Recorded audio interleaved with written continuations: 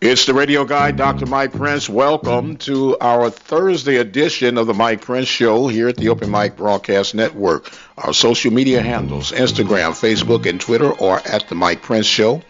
The YouTube channel is Open Mic Broadcast Network. And, of course, our website is obnradio.com. Also serving as a reminder, you can dial in 24 hours a day on our message line at 713-570-6736. And without any further delay, we'll jump right into today's episode. Today's episode being made possible by attorney Lee Van Richardson, located at 1047 Austin Street in Hempstead, Texas. You can make your appointment today for your legal needs by dialing 979-826-8008. Well, tonight is the start of the draft. All across the country, young men's lives and families will be impacted at least for the next 3 or so years. And we'll break down a little bit of what some of you may or may not be aware of as far as a Prairie View A&M University student athlete with a great opportunity of getting drafted as high as the 3rd round. Quinton Bell, who will be eligible for the draft, has really turned a lot of heads in the NFL ranking. He's struck interest from the Oakland Raiders, the Indianapolis Colts, and the Buffalo Bills, just to name a few. So Quinton Bell could be a day 2 draft. It's just a matter of time. Something that you may not be aware of, that Quinton Bell was one of the top 2 40 times in all collegiate 40 runs at his position of outside linebacker, or which they're commonly calling now edge rusher. That's including FBS and FCS. But it was one of those under the radar type deals. There was a special article written up about Bell and his time, and what they do not have the NFL combines for the FCS level. A select few are invited, but they compared all the numbers, and unbeknown to many, Quinton Bell was in the top 2 as far as the fastest 40 time. I believe it was a 4.25, something of that nature. A lot of people may not remember, but Bell started off as a track star, and he was sought out to be a wide receiver. He only had one problem. Couldn't quite hold on to the ball as often as he could have. And then under the new regime of Coach Dooley, the experiment of placing him as an outside linebacker paid off great dividends for Bell. He was causing havoc on many quarterbacks throughout the conference and now has a great opportunity of playing on the next level. So it'll be the Panthers hitting pay dirt 2 consecutive years. Of course, Kadaro Hodge with the Los Angeles Rams by way of free agency, and now a strong possibility of Quinton Bell at least getting an opportunity, just as Cordero, to prove himself in the NFL. So we'll keep things posted on that. And speaking of things being posted, if you follow me on Twitter at the Mike Prince Show, released a little sample logo. I'd like for you guys to go and take a look at it and give me a little feedback on what you think about it. That is at the Mike Prince Show on Twitter, Instagram, or Facebook. Are you looking for an affordable way to increase your business? Let the Open Mic Broadcast Network lead the way. For a customized, affordable ad campaign, call 832-213-8824. As you know, we try to keep our ear to the ground, especially when it comes to baseball throughout the Southwestern Athletic Conference. And there are some moving pieces that we're probably going to try to hold off till we can get some confirmation on in regards to the upcoming tournament. Stay tuned and we will break it as soon as we get more confirmation about a possible shakeup in the Southwestern Athletic Conference baseball tournament coming real soon to the Big Easy. But nonetheless, that tournament is right around the corner.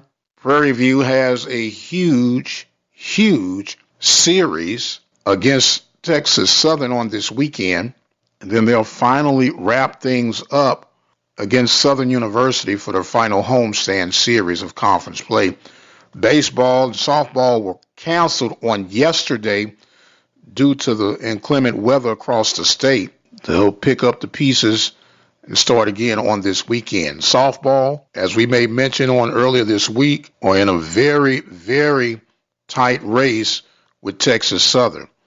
They have to keep winning and then take care of business against Texas Southern in order for the power shift to take place on the hill. And speaking of power shifts taking place, a lot of you responded to yesterday's program about the community question on recruiting within the local area for Prairie View. Some of the community members were questioning how in-depth does Prairie View go when it comes to recruiting. And yesterday I somewhat focused on football, but then I began to think and was even reminded that just as recent as last year, Coach Byron Smith reached out to a local talent from Waller, Mr. Jonathan Dorsett, 6'10" kid.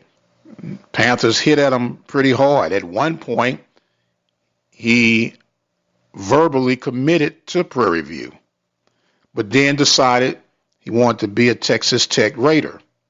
And for whatever the powers be, he ends up at Blinn, which is right down the road under Coach Schumacher and Blinn Buccaneer basketball.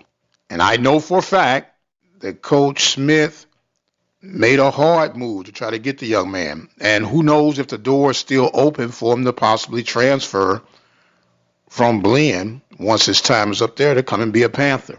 So there are always two sides to every story, but I've been taught that there are actually three sides to the story. Your version, my version, and then somewhere in between there's the actual truth. So I do know that all is not innocent on both sides, and both sides could stand to do some improvement. Now, there's been a long history of whispers, coulda, woulda, shouldas, and some stained past moments throughout the county. But as I mentioned on yesterday's broadcast, if there's anything that could bring a people together, it's athletics. Even though it may be temporarily, can still bring people to the table to put aside whatever differences there are to work toward the common goal of being victorious. We'll steady look and keep knocking at the doors to see if we'll ever get a response from the Prairie View's administrative team on the matter at hand. And I thoroughly believe that when you talk these things out, openly discuss these things, you will make some serious progression. Sometimes topics are not as comfortable to speak on, but they must be spoken on in order to get advancement if we truly seek to enhance not only the community within, but the community outside. And I think athletics is a golden opportunity to get that done. And speaking of getting things done, I am just about out of time for today, but I do want to give you a reminder about the Prairie View Athletic Club. They've been serving student athletes from Prairie View A&M University since 1986. They're always on the search for new membership and an opportunity to give back to thy beloved Prairie View A&M University. You can dial 936-857-5817 to inquire upon becoming a member or simply making a donation on behalf of the Prairie View Athletic Club toward Prairie View Athletics. And it's not just singled out for one particular sport. They spread love throughout all sports involved at Prairie View A&M University. The number again, 936-857-5817. Well, if you're like me, you'll be tuned in to see how things unfold with the NFL on the draft tonight.